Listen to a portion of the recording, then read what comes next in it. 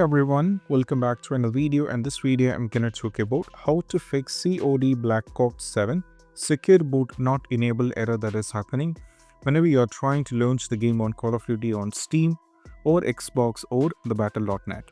So what you need to do is first one, just go over here, search for the run command and press enter.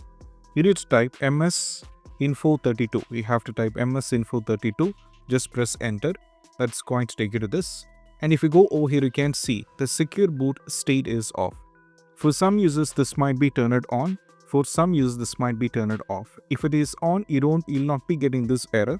But if it is turned off, we have to turn it on using on the BIOS component. We have to make a change on it. So we have to enter it to the BIOS mode.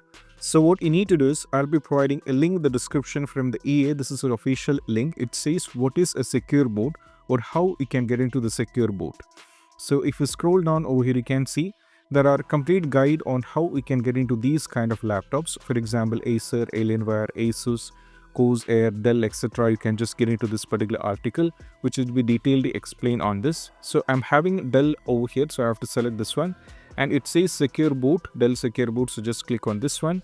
That will take you to this particular page. Now from here, you will be understood how you can enter into the secure boot, and you can make the changes over here. And that is how you can make the changes and you can set the secure boot. And once you get into the secure boot, so you can just watch this video completely. That will help you guys out.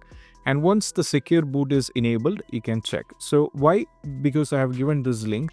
The secure boot different from laptop to laptop, from company to company. So it's all different. So you can just check it as per your need. And that is what you have to do. After enabling the secure boot, then you go back to the game and launch it, you'll not be having the trouble. And this is what you have to do. And I hope this quick video is helpful. That's it. Bye bye.